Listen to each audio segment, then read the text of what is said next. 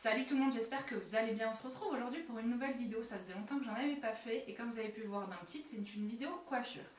Aujourd'hui, je vais tester du coup un démaquillant pour cheveux. C'est le Hair Color Remover de chez Revolution Pro.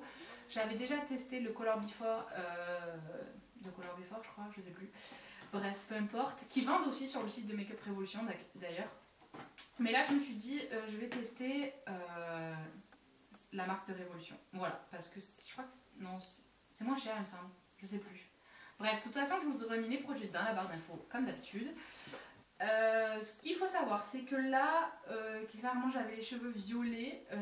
C'était les colorations de My Identity de chez Gitang. Donc en fait, sur le devant, c'est déjà quand même pas mal parti. C'est assez gris-vert. Et derrière, ça a un peu plus de mal à partir, donc c'est quand même encore fort violet. Enfin, très violet. Et puis voilà, donc là je veux en fait enlever le maximum de cette couleur là pour pouvoir appliquer la suivante qui va pas aller avec. Voilà. Enfin, je pense pas que ça rendra très bien. J'espère que ça va marcher. J'ai pris qu'une boîte. Vu ma longueur et mon épaisseur de cheveux, j'aurais peut-être dû en prendre deux. Je vais surtout insister en fait sur l'arrière de la tête, c'est là où il y a le plus de pigments en fait dans mes cheveux. J'ai déjà lu la notice et puis ayant fait déjà le Color Before, c'est exactement le même procédé. On mélange la phase A avec la phase B, je cherche, voilà. On mélange ces deux produits qui normalement puent énormément, c'est ce qu'on verra. On va rincer pendant 5 minutes, on applique le buffer, on émulsionne dans notre bain. Et ensuite on re-rince pendant au moins 5 minutes. C'est important de rincer très longtemps pour bien que les pigments s'enlèvent en fait du cheveu et s'en aille voilà, dans votre eau. Ah, c'est ça qui pue, c'est l'activateur, ça sent l'œuf pourri. Mais ça sent moins fort, il me semble, que le Color Before que j'avais. Du coup, je vais faire des séparations pour bien faire l'arrière de ma tête d'abord, le dessous en fait de mes cheveux. Et puis je vais en mettre et brosser en même temps pour que ça applique uniformément le produit. Et je vais vous mettre tout ça en accéléré parce que franchement, c'est pas très intéressant que vous voyez en temps réel. Donc à tout de suite, à la fin.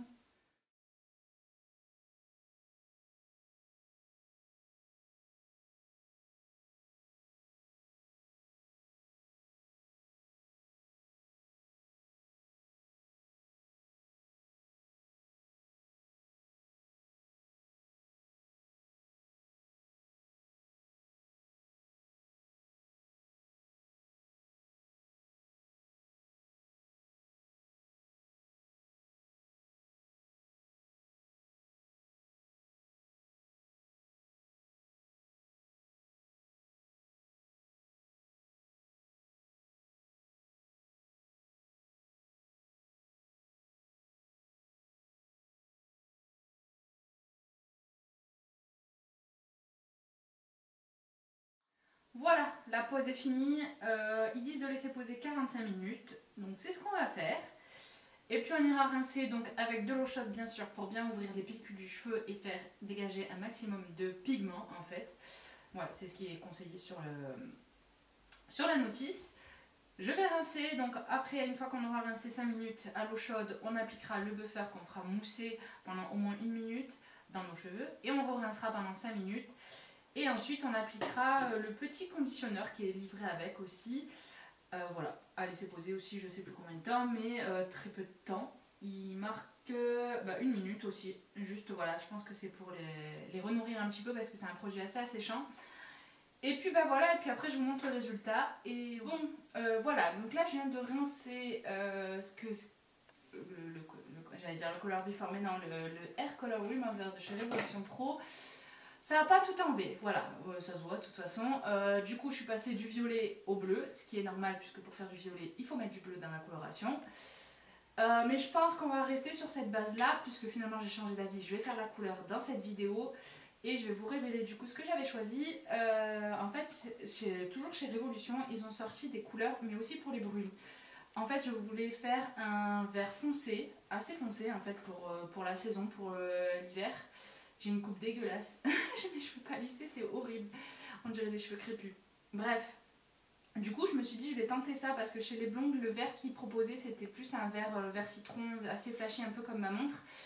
Et ouais, un peu comme ma montre. Et c'est pas ce vert là que j'avais envie d'un vert foncé. Donc là c'est celui-ci, ça s'appelle Green Envy et du coup ça donne des reflets verts. Donc je pense que malgré qu'il y ait du bleu, c'est pas très grave, j'espère. Et on va essayer. Du coup aussi, je n'ai pas appliqué le conditionneur pendant mon rinçage puisque je vais les mixer ensemble du coup. Comme ça fait 2 en 1 et ça m'évite de faire 36 rinçages. Voilà. Je sais pas si vous allez voir là l'intérieur du tube, c'est vraiment une couleur que j'avais envie d'avoir. J'ai jamais faite. Voilà notre petite mixture bien verte, vert foncé, vert gazon. Je m'en suis mis plein les mains. Mais je vais quand même mettre des gants pour l'appliquer parce que sinon je vais ressembler à Hulk. Ça m'était déjà arrivé. Bon, en général sur le corps ça part assez bien, hein, mais bon, c'est un peu chiant quand même. Donc si on peut éviter qu'on a des gants, eh ben on prend des gants.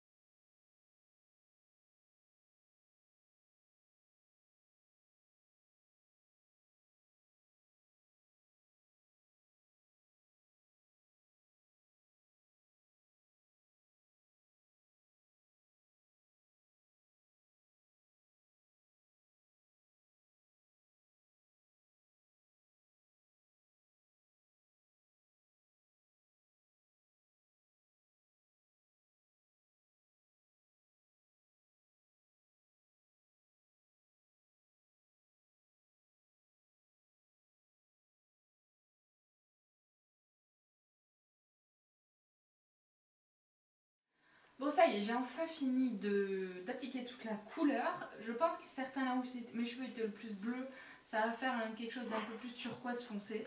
Mais franchement, je pense que je vais beaucoup aimer cette couleur et j'en rachèterai évidemment si ça me plaît vraiment beaucoup pour uniformiser un peu mieux tout ça. Voilà, du coup j'ai utilisé une bouteille et demie et plus le conditionneur qui était dans celui-ci. Voilà.